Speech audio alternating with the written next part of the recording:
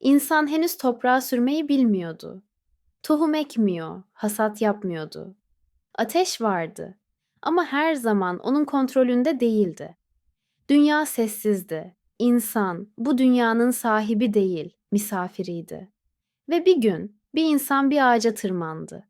Yukarıda oyuk bir gövdenin içinde binlerce küçük canlının birlikte ürettiği, altın rengi yoğun bir madde vardı. Tatlıydı, yoğundu ve daha önce tadılan hiçbir şeye benzemiyordu.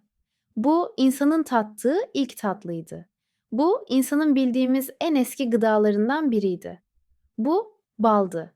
Ama bal sadece bir yiyecek değildi. Bal, insan ile doğa arasındaki ilk anlaşmalardan biriydi.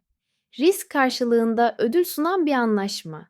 Çünkü bal her zaman tehlikeyle birlikte geldi. Arılar vardı, yükseklik vardı, düşme ihtimali vardı. Yani bal, insanın bedel ödeyerek elde ettiği ilk gıdalardan biriydi.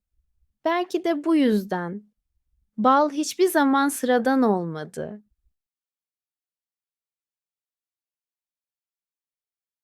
Balın hikayesi tarımla başlamaz. Hatta yerleşik hayatla bile başlamaz. İnsan avcı toplayıcı olduğu dönemlerde bile balı tanıyordu. Bunu biliyoruz çünkü elimizde kanıt var. İspanya'da, Cuevas'de, La Araña adlı bir mağarada bulunan yaklaşık 8.000 yıllık bir kaya resmi bir insanı gösterir ve arıların yuvasına doğru tırmanmaktadır. Bu resim çok şey anlatır. Bu rastgele bir an değildir. Bu bir bilgi anıdır. Bu bir planlama anıdır. İnsan arının davranışını gözlemlemiştir. Mevsimleri öğrenmiştir. Ne zaman yaklaşması gerektiğini bilmektedir. Bal tesadüfen bulunmaz. Bal bilinerek alınır. Bu yüzden bal insanı sadece doyurmadı. İnsanı daha dikkatli, daha sabırlı, daha gözlemci yaptı.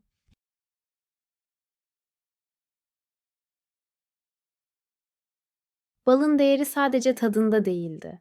Bal çok yüksek enerji sağlar, kolay sindirilir ve en önemlisi bozulmaz. Doğru koşullarda bal binlerce yıl dayanabilir. Et bozulur, meyve çürür ama bal kalır.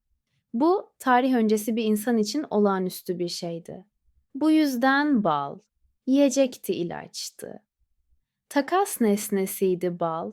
İnsanın ilk saklanabilir gıdalarından biriydi. Ve belki de bu yüzden bal her zaman değerli kaldı.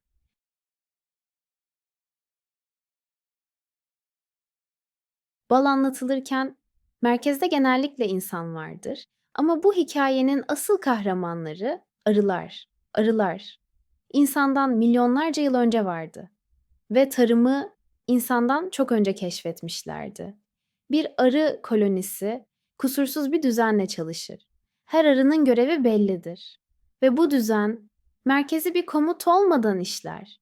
Bir arı bulduğu çiçeğin yerini diğer arılara dans ederek anlatır.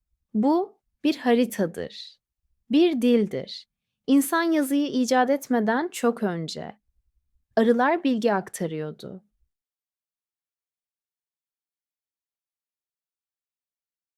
Başlangıçta insan balı doğadan aldı. Ama bir süre sonra beklemek yetmedi.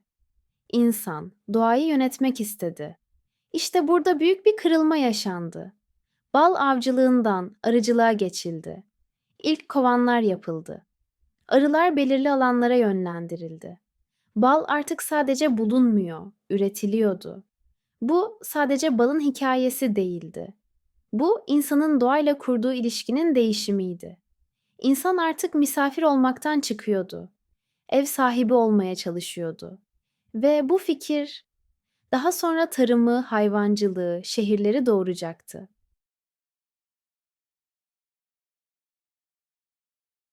Antik Mısır'da bal kutsaldı. Tanrılara sunulurdu. Tıbbi reçetelerde kullanılırdı. Hatta mumyalamada bile yer alırdı. Mısırlılar bala tanrıların gözyaşı derdi. Antik Yunan'da ise bal ölümsüzlükle ilişkilendirildi. Tanrıların yemeği olan ambrosya Çoğu anlatıya göre bal temelliydi. Roma'da bal, ticaretin parçasıydı, şarabın tatlandırıcısıydı, günlük hayatın içindeydi. Bal artık sadece bir gıda değil, anlam taşıyan bir maddeydi.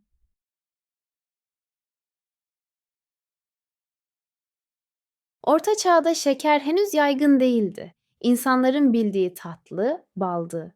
Bal. Ekmekle yenirdi, içecek yapılırdı bal. Hem kutsaldı hem gündelikti. Ama bu uzun sürmeyecekti. Şeker kamışıyla birlikte dünya değişti. Koloniler kuruldu. Ucuz üretim başladı. Bal yok olmadı. Ama merkezden çekildi. Tatlı artık bal değil, şeker olacaktı. Bal yavaş yavaş özel bir şeye dönüştü. Bugün bal hala soframızda ama artık farklı bir anlamla. Doğallığın sembolü, geçmişin yankısı, kaybolan bir dünyanın hatırası.